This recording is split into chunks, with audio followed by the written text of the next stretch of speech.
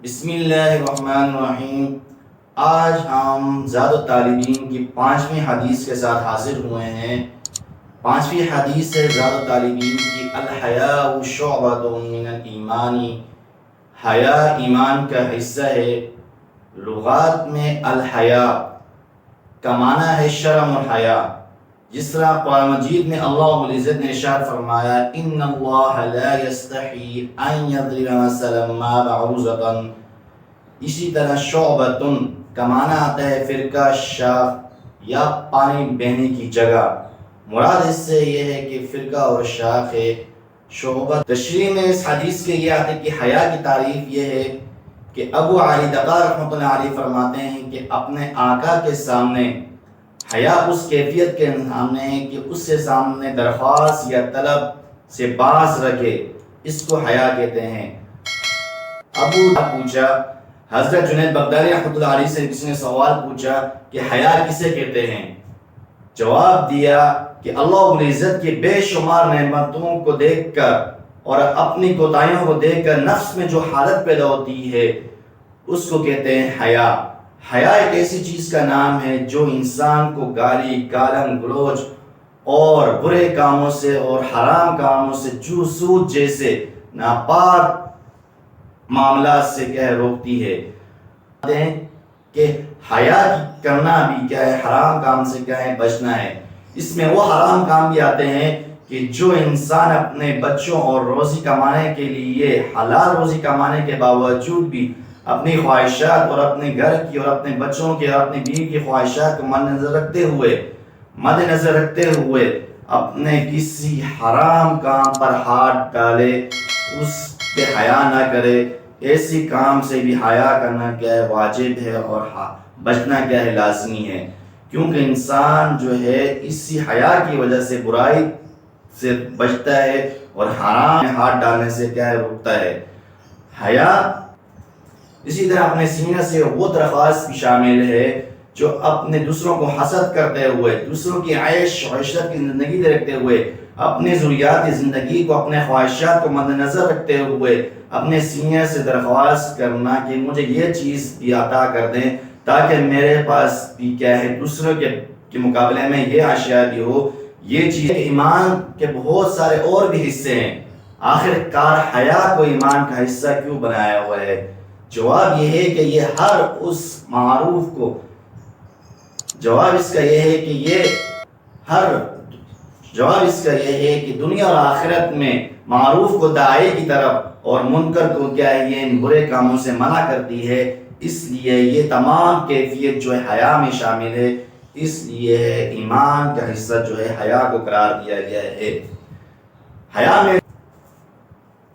مولانا احمد شاہ کشمیری رحمۃ اللہ علیہ فرماتے ہیں کہ حیا کو ایمان کا حصہ اس لیے قرار دیا گیا ہے کہ یہ ایک امر طبیعی ہے، کسی اور کی طرف ذہن نہیں جاتا، تاکہ یہ انسان کو یاد دلایا جائے کہ حیا بھی ایمان کا حصہ ہے۔ اسی طرح الحیاء شعبۃ من الایمان، شعبۃ میں جو تنوین ہے یہ تعظیم کے لیے آیا ہے کہ ایمان کا حصہ جو ہے وہ حیا ہے۔ شاعر نے کیا خوب کہا اس حدیث کے لحاظ سے کہ اذا لم تخشع عاقبۃ اللیالی ولم تستحی فاصنع ما تشاء،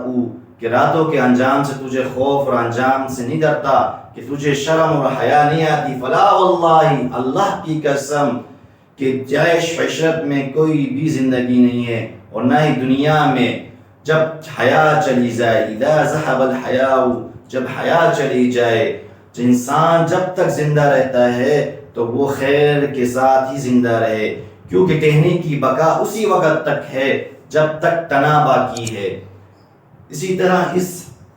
کی ترکیب الحیاء شعبۃ من الایمان، الحیاء میں نے آپ سے پہلے بھی کہا ہے کہ الحیاء کہ جب کلام عرب میں کس چیز سے ابتدا کی جائے تو اس کا جو اعراب ہوتا ہے وہ مرفوع ہوتا ہے، کیونکہ یہ عامل لفظی سے خالی ہوتا ہے، عامل لفظی سے یہ خالی ہوتا ہے، اس لیے کیا ہے، اس کو ہم مرفوع پڑھتے ہیں، اور اس کا جو عامل ہوتا ہے وہ ابتدا ہی ہوتا ہے۔ ابتدا کی وجہ سے کلام عرب میں جس چیز سے ابتدا کی جائے، جس لفظ سے ابتدا کی جائے، اس کو ہم مرفوع پڑھتے ہیں۔ تو یہاں پر الحیاء مبتدا ہے،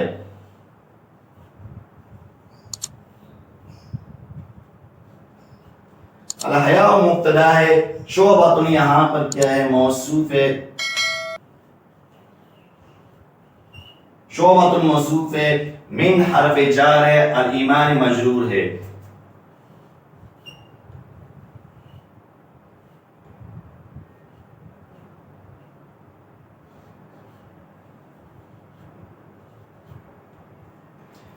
من حرف جار الایمان مجرور، آپ کو معلوم ہے کہ جب جار اور مجرور اس کو متعلق چاہیے ہوتا ہے، اس لیے یہاں پر ہم جار اور مجرور کا جو متعلق نکالیں گے وہ محذوف نکالیں گے۔ محذوف یہاں پر ہوگا کائنۃ، اسم محذوف،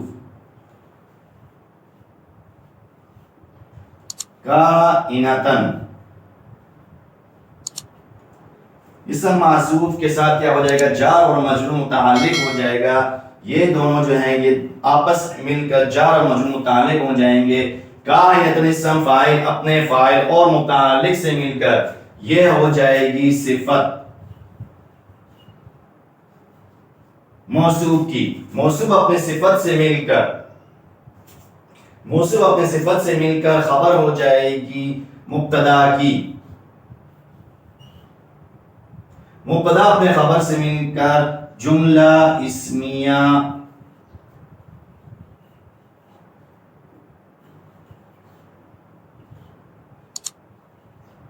خبریہ ہوا۔ کیوں جملہ اسمیہ خبریہ ہوا؟ کیونکہ ہم نے یہاں پر جو جملے کی ابتدا کی ہوئی ہے وہ اسم سے کی ہوئی ہے۔ الحیاء یہاں پر کیا ہے اسم ہے، اس لیے یہاں پر کیا ہے اسمیہ ہوگا اور خبریہ ہوگا۔ خبریہ اسی وجہ سے ہے کہ یہاں پر جو آگے جو جملہ ہے شعبۃ من الایمان، یہ کیا ہے خبر دے رہی ہے حیا کے بارے میں کہ حیا کس کو کہہ رہے ہیں۔ تو شعبۃ من الایمان، یہ جو جملہ ہے دوسرا، یہ حیا کو کیا ہے خبر دے رہی ہے، خبر بتا رہی ہے، اطلاع دے رہی ہے کہ جو حیا جو کہتے ہیں وہ کس کو کہتے ہیں، شعبۃ من الایمان، ایمان کا وہ حیا کیا ہے حصہ ہے، خبر دے دی۔ اس لیے یہاں پر کیا ہے جملہ اسمیہ خبریہ ہوا۔ یہ خبریہ کی کیا ہے قسم تھی جملہ اسمیہ، تو یہی اس کی کیا ہے ترکیب ہے۔ الحیاء مبتدا، ابتدا ہوئی جملے کی، شعبۃ یہاں پر کیا ہے موصوف ہے، من حرف جار ہے، الایمان مجرور، جار اپنے مجرور سے مل کر یہ متعلق ہو جائے گا اسم معذوف، جو فعل معذوف یعنی کہ تن، اسم فاعل، یہ اپنے فاعل سے مل کر، کیونکہ یہ اسم فاعل ہے کام کرنے والا،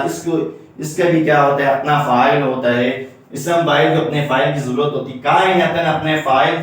سے مل کر اور متعلق، کائنۃ اپنے فاعل اور متعلق سے مل کر یہ صفت ہوئی موصوف کے لیے، موصوف اپنے صفت سے مل کر اس کے بعد ما قبل کے لیے یہ خبر ہوئی مبتدا کے لیے، مبتدا اپنے خبر سے مل کر جملہ اسمیہ خبریہ ہوا۔ میں نے آپ کو ترکیب میں پہلے بھی بتایا ہے کہ پہلے ہم جملوں کو کیا ہے کھولیں گے، اس کی وضاحت کریں گے، اس کے بعد یہ ما قبل کی طرف، ما قبل ما بعد والا جملہ ما قبل کی طرف سمیٹا جائے گا۔ دیکھیں یہاں پر جار مجرور جو ہے جوڑا مل کر آپس میں ایک دوسرے سے جز مل کر ما قبل کی طرف کیا ہے سمیٹ رہے ہیں۔ اسی طرح کائنۃ اپنے فاعل اور متعلق سے مل کر یہ صفت ہوئی ما قبل کے لیے موصوف جو بنایا ہوا تھا، تو موصوف اپنے صفت سے مل کر یہ جو ما قبل کے لیے کیا ہے سمیٹ رہے اپنے آپ کو، خبر مبتدا کے لیے، مبتدا اپنے خبر سے مل کر یہاں پر کیا ہے جملہ کا اختتام ہوا جملہ اسمیہ خبریہ کر کر، کیونکہ ہم نے یہاں پر جملے کی جو ابتدا کی ہے وہ اسم کی ہے۔